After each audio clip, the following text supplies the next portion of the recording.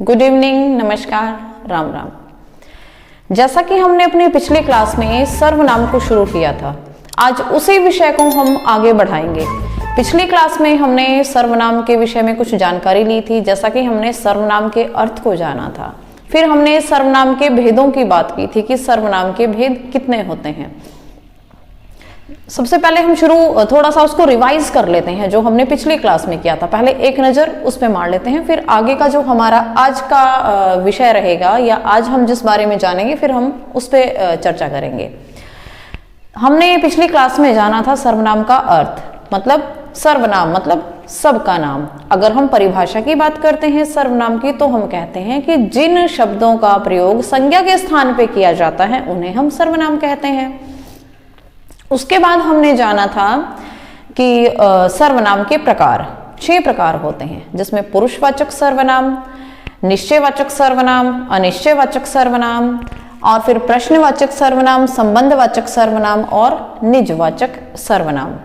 इन 6 भेदों की बात की थी, जिसमें से पहले 3 भेद पुरुषवाचक सर्वनाम, इनको हमने कर लिया था। पुरुषवाचक सर्वनाम की बात करते हैं। पुरुषवाचक सर्वनाम जब हम कहते हैं कि किसी व्यक्ति के नाम का बोध कराने वाले जो शब्द हैं, सर्वनाम शब्द हैं, उन्हें हम पुरुषवाचक सर्वनाम कहते हैं।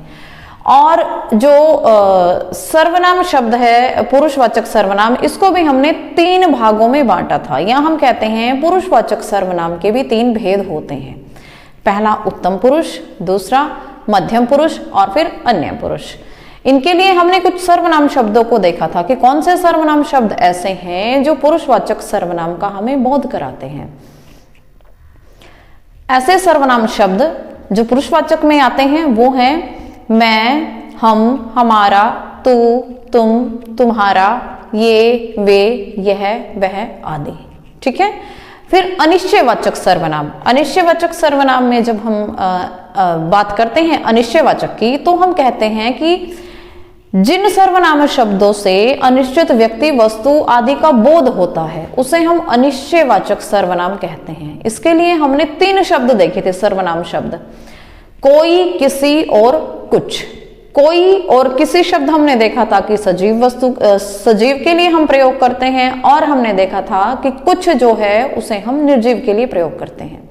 फिर हम बात करते हैं निश्चयवाचक सर्वनाम की। जब हमें किसी चीज के लिए की निश्चित जानकारी हो, या हम कहते हैं कि कोई वस्तु दूर की है या समीप की है, लेकिन उसके लिए हम जिन शब्दों का प्रयोग करते हैं, या हम कहते हैं हमें निश्चित जानकारी हो, निश्चित बोध हो, निश्चित बोध कराने वाले शब्द निश्चयवाचक सर्वनाम में आते हैं। जिसे भी हमने 2 भागों में बांटा था। कैसे?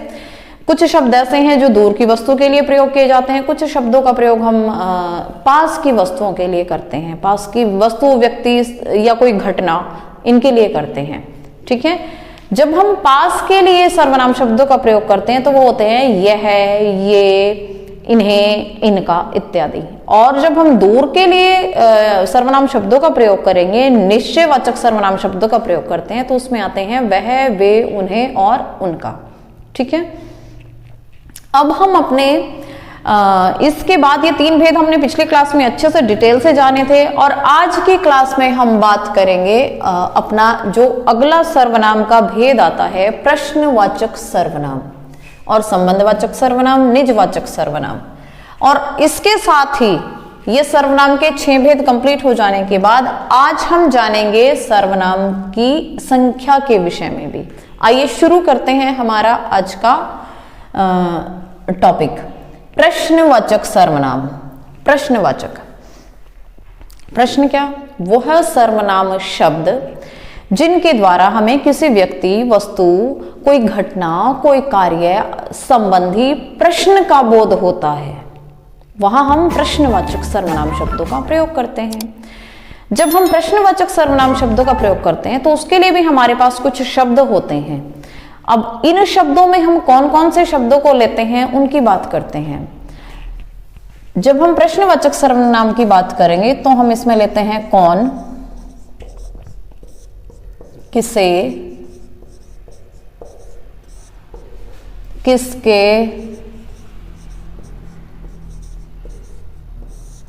किन्हें, किन्होंने,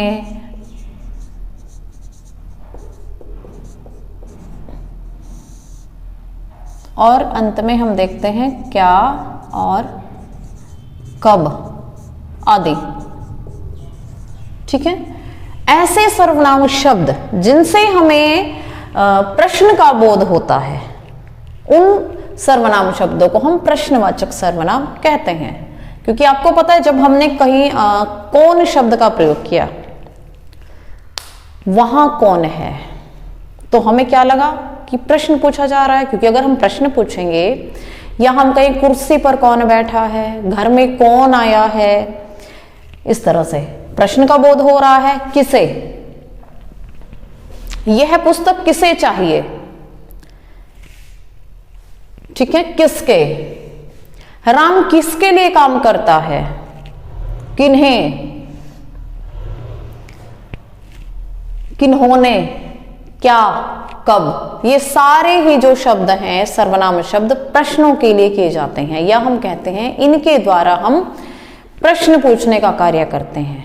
ठीक है, इनमें एक जो इंपॉर्टेंट चीज जो हमें याद रखनी है वो क्या है कि ये जो, इसको भी हम दो भागों में बांटते हैं। कुछ सर्वनाम शब्द प्रश्नवाचक में भी ऐसे हैं जिनको हम प्राणियों के लिए प्रयोग करते हैं, कुछ सर्वनाम शब्द ऐसे हैं जिनका प्रयोग हम उस स्थिति में करते हैं जब अप्राणी, हम जिसको बोल सकते हैं अप्राणीवाचक के रूप में, या हम कहें प्राणियों के लिए ना होकर के सजीव या निर्जीव की हम जब बात करते हैं।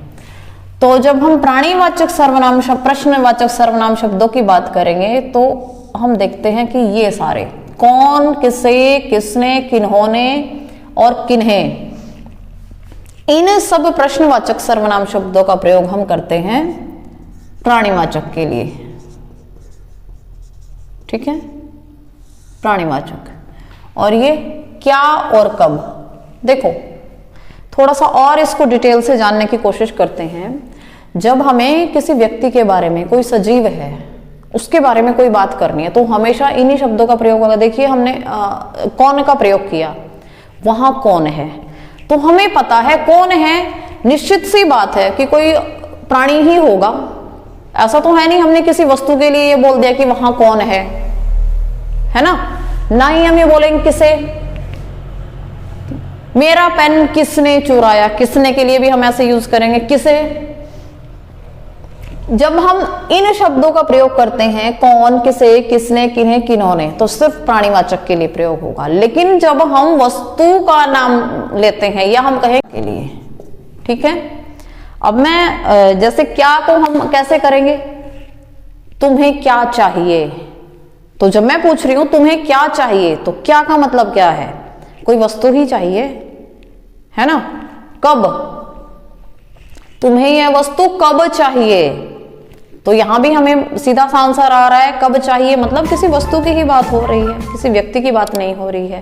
तो हमेशा याद रखना है कि प्रश्नवाचक सर्वनाम में कौन, किसे, किसने, किन्हें, क्या, कब इत्यादि इस तरह के प्रश्नवाचक शब्दों का, प्रश्नवाचक सर्वनाम शब्दों का बोध होगा। और क्या और कब को याद रख लेना है कि क्या और कब का प्रयोग हमेशा अप्राणीवाचक के लिए या निर्जीव वस्तुओं के लिए होता है, और बाकी जो हमारे ये कौन, किसे, किसने, किन्हें, किन्होंने, किसको इत्यादि जो शब्द आते हैं प्रश्नवाचक सर्वनाम, इनका प्रयोग हमेशा सजीव वस्तुओं या प्राणियों के लिए होता है।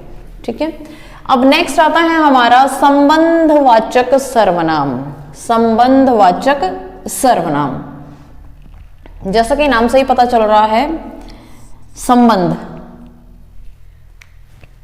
इसमें हम ये कहते हैं कि जब एक घटना का दूसरी घटना के साथ संबंध हो, या हम कहते हैं कि जब जो प्रधान वाक्य है उसका आश्रित वाक्य के साथ जो संबंध स्थापित होता है, उस संबंध को स्थापित करने के लिए जिन सर्वनाम शब्दों का प्रयोग होता है उन्हें हम संबंधवाचक सर्वनाम कहते हैं, या उन शब्दों को हम संबंधवाचक सर्वनाम शब्द कहते हैं।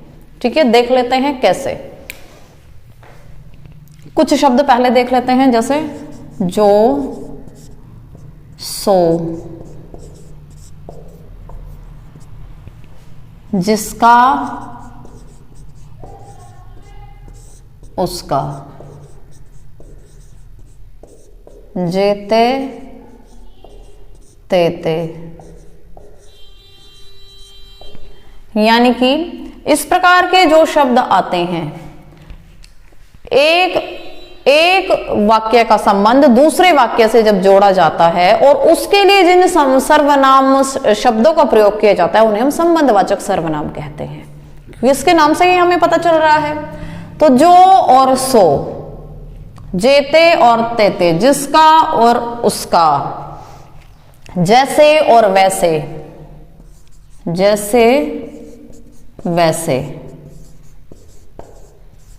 जितना उतना इत्यादि, इस प्रकार के जितने भी शब्द हैं वो संबंधवाचक सर्वनाम में आते हैं। जैसे जो करेगा सो भरेगा, जिसकी लाठी उसकी भैंस, जेते तेते, जेते पांव पसारिए तेते लांबी सोर। ठीक है, जैसे वैसे, जैसा करोगे वैसा भरोगे, जैसा बीज बोएंगे वैसे फल काटेंगे। ठीक है, इत्यादि। यानी कि इसमें हमेशा एक चीज याद रखनी है कि इसमें हमेशा दो वाक्य होंगे या हम कहें दो उपवाक्य होंगे और वो इन शब्दों के द्वारा, इन सर्वनाम शब्दों के द्वारा जुड़े होते हैं। ठीक है, या हम ऐसा कहते हैं कि एक प्रधान वाक्य होता है और दूसरा आश्रित वाक्य है। एक प्रधान वाक्य है, उस पे दूसरा आश्रित है, और वो जुड़ा कैसे है? वो संबंधवाचक इन शब्दों के द्वारा, इस प्रकार के जो शब्द हैं उनके द्वारा जुड़ा होता है। तो एक वाक्य का दूसरे वाक्य के साथ संबंध स्थापित करने के लिए जिन सर्वनाम शब्दों का प्रयोग किया जाता है उन्हें हम संबंधवाचक सर्वनाम शब्द कहते हैं। ठीक है, अब नेक्स्ट हम देखते हैं निजवाचक सर्वनाम। निजवाचक सर्वनाम क्या होता है? निजवाचक सर्वनाम के अंतर्गत हम उन सर्वनाम शब्दों को लेते हैं जिनका प्रयोग वक्ता या लेखक अपने लिए करता है, किसी और के लिए नहीं। ठीक है, निज का मतलब ही क्या होता है? निज। निज का मतलब क्या हुआ? स्वयं। मतलब ऐसे सर्वनाम शब्द जिसका प्रयोग वक्ता या लेखक स्वयं के लिए करता है, अपने लिए करता है, किसी और के लिए नहीं कर रहा है। अब कोई जरूरत नहीं है कि किसी और के लिए उन शब्दों का प्रयोग किया जाए। ठीक है, ये इस प्रकार के शब्द हैं। देख लेते हैं कौन कौन से हैं। पहले शब्द देखते हैं स्वयं, आप, खुद, आपा,